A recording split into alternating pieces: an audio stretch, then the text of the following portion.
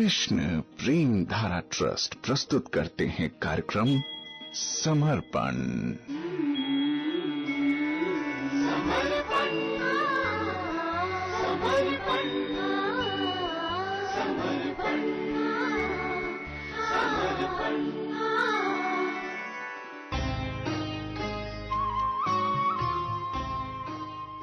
कार्यक्रम समर्पण में आपके साथ हूं मैं प्रेम धारा। नमस्कार, कैसे हैं आप? आप सुन रहे हैं श्रीमद् भागवतम के 11वें स्कंद के 8वें अध्याय में वर्णित पिंगला गीत। जी हाँ, दत्तात्रेय जी ने पिंगला नामक वेश्या से भी बहुत कुछ सीखा।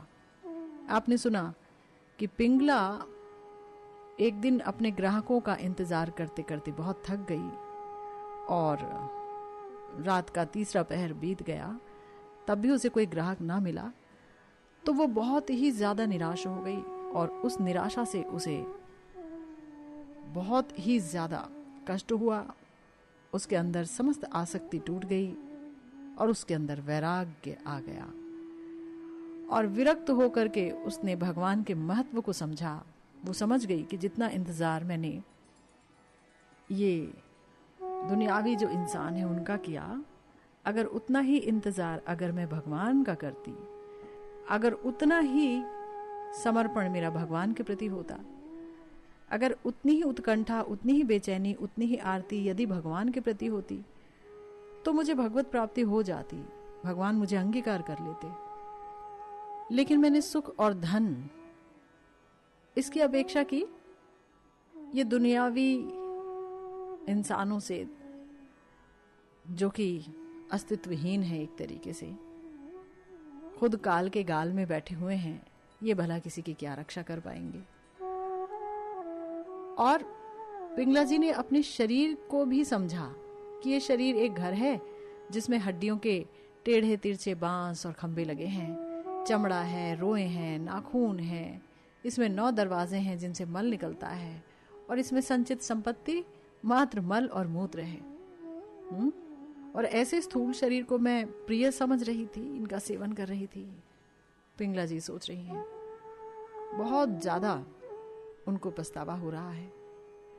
और अब अगले श्लोक में, यानी कि 36वें श्लोक में कह रही हैं, कियत प्रियम ते व्यभजन कामा ये कामदा न रहा आद्यंतवंतो भार्याया देवा वा काल विद्रुता। कह रही हैं कि अरे मेरे मूर्ख मन, तू बतला तो सही, जगत के विषय भोगों ने और उनको देने वाले पुरुषों ने तुझे कितना सुख दिया है। अरे वे तो स्वयं ही पैदा होते और मरते रहते हैं। मैं केवल अपनी ही बात नहीं कहती, केवल मनुष्यों की भी बात नहीं कहती। क्या देवताओं ने भी भोगों के द्वारा अपनी पत्नियों को संतुष्ट किया है? वे बेचारे तो स्वयं काल के गाल में पड़े पड़े कराह रहे हैं। वाह, देखिए कितनी बड़ी अनुभूति हो रही है पिंगला जी को। जिसके अंदर भगवद अनुभूति पैदा हो जाए वो आदरणीय होता है, वो सम्मानीय होता है, वो माननीय होता है। वस्तुतः वही माननीय होता है, उसी का सम्मान किया जाना चाहिए, चाहे उसका पेशा जो कुछ भी रहा हो, चाहे उसका इतिहास कुछ भी क्यों ना रहा हो, उसका जो वर्तमान अगर इतना सुंदर है, जहां वो भगवान की अनुभूतियों से भर गई हैं, तो वो आदर के पात्र हैं। और यहां पर यही हो रहा है पिंगला जी के साथ। पिंगला सोच रही है कि जगत का विषय भोग, इसको तो मैंने बहुत भोगा, लेकिन आज की तारीख में भी मैं दुखी हूं। इन भोगों ने मुझे स्थायी सुख नहीं दिया, शाश्वत सुख नहीं दिया। जो सुख मुझे दिखा कि भाई सुख मिल रहा है, वस्तुतः वो सुख नहीं था। वो तो एक तरीके से आग में ईंधन डालने वाला जैसा था।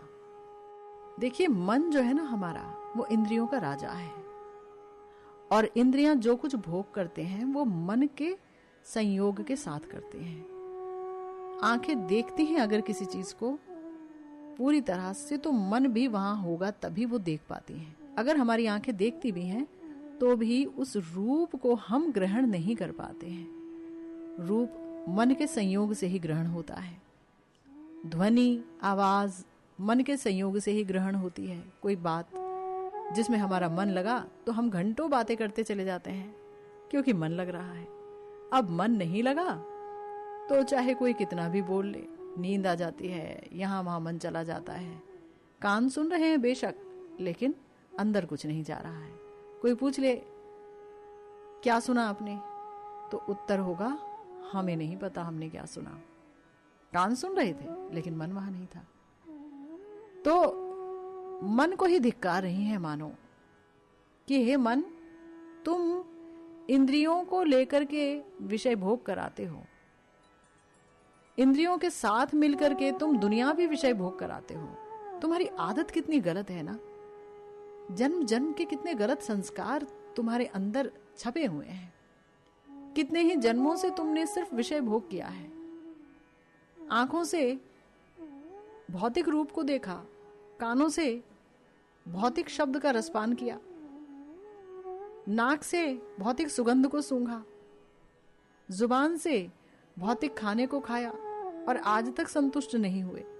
आज तक नहीं कह सकते कि हाँ इसे खाया तो इतना अच्छा लगा, इतना अच्छा लगा कि ऐसा कभी लगा ही नहीं, है ना। उससे भी कहीं कुछ और अच्छा ढूंढा।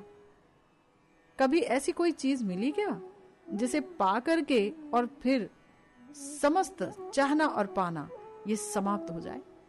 ऐसा कुछ मिला?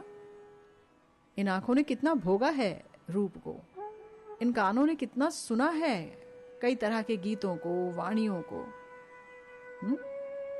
कहीं कुछ ऐसा मिला जिसे सुनने के बाद लगा ओह, सुनने की जो प्यास थी मेरे कानों की वो अब कहीं जाकर तृप्त हुई।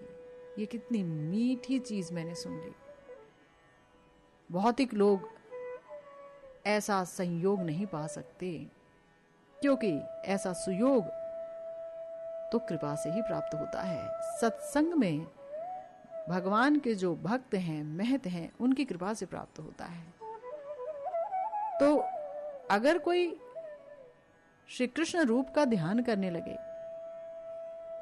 अगर मन भगवान के चरणों में चला जाए, तो वो एक ऐसा रस है, यानी भगवान की कथाओं का रस कानों को अगर मिल जाए, आंखों को अगर भगवत रूप का दर्शन हो जाए, चाहे शिव विग्रह के रूप में ही क्यों ना हो, तो वो एक ऐसा रस है, भगवत प्रसाद, भगवान को अर्पित पुष्प, माला, इत्र आदि की सुगंध। ये जो रस है ये ऐसा है कि इसे पाकर के फिर कुछ और पाने की तमन्ना नहीं रहती इस दिल में। फिर अगर कुछ पाना चाहता है ये हृदय, तो बस वही कृष्ण रस, वही भरपूर पाना चाहता है, पांचों इंद्रियों से पाना चाहता है।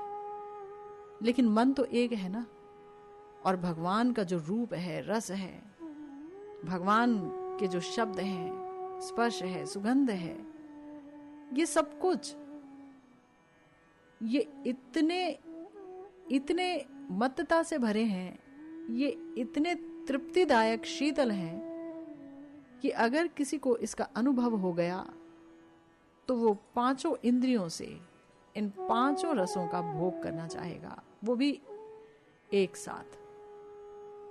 जैसे कि श्रीमद् महाप्रभु के साथ होता था, भक्तों के साथ भी ऐसा होता है। वो एक ही समय में भगवान की बंसी का, भगवान के सुंदर रूप माधुर्य का, उनके सुंदर अधरामृत का, उनके सुंदर स्पर्शामृत का, कथामृत का और उनके सुंदर सौरभ का भोग करना चाहते हैं। लेकिन मन तो एक है, एक साथ 5 जगह जा नहीं सकता है ना।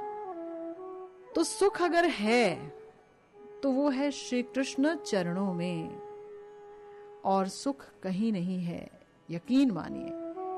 और ये बात अब समझ में आ रही है पिंगला जी को, जब वो ये कह रही हैं कि तुम जिस सुख के पीछे भागते थे, धन के पीछे, रति सुख के पीछे, तो ये बताओ हे मन, इतने विषय भोग मिले तुम्हें और इतने पुरुष भी मिले, परंतु तुम्हें कुछ सुख मिला? कितना मिला? कितना मिला? या तुम्हें लगा कि सुख मिला?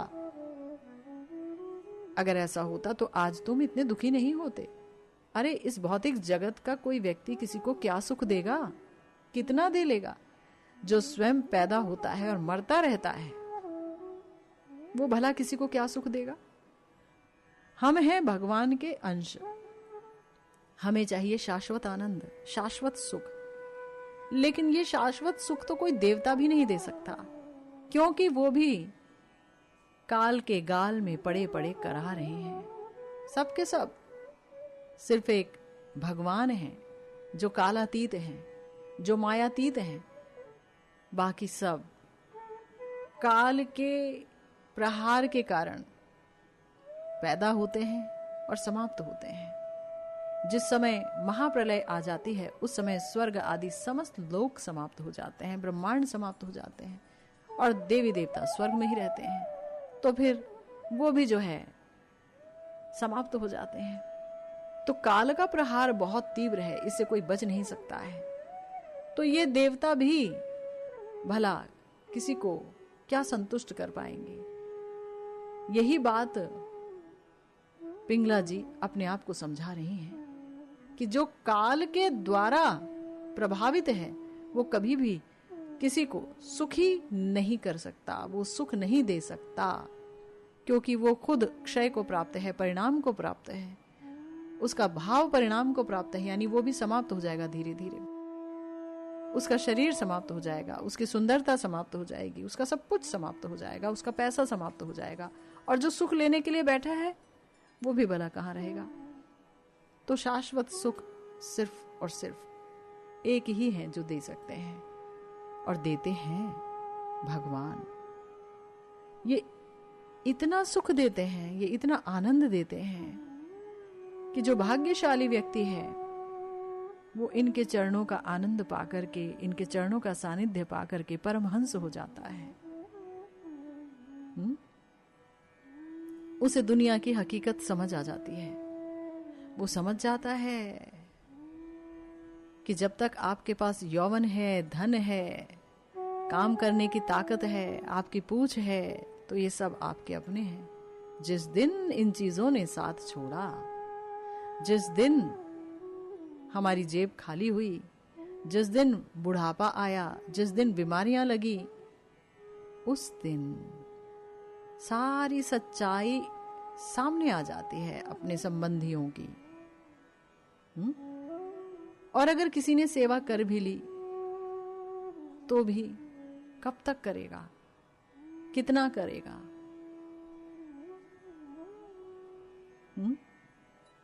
भगवान ही हैं जो साथ निभाते हैं अंततः, शुरू से लेके अंत तक, जीवन में, जीवन के बाद, हमेशा।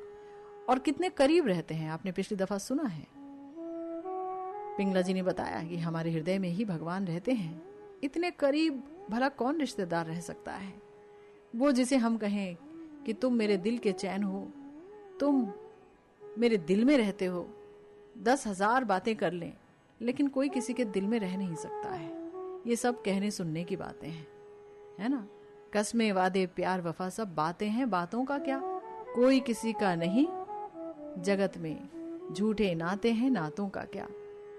तो एकमात्र जो हमारे हैं वो है हमारे ठाकुर। और हमारे जो ठाकुर, हमारे जो प्रभु, हमारे ईश्वर, हमारे परमात्मा, हमारे श्री कृष्ण कभी हमें धोखा नहीं देते। एक बार कोई हाथ बढ़ाता है, एक बार कोई कहता है प्रभु मैं आपकी शरणागत हुआ, तो वो उसे कभी नहीं त्यागते। याद रखिए।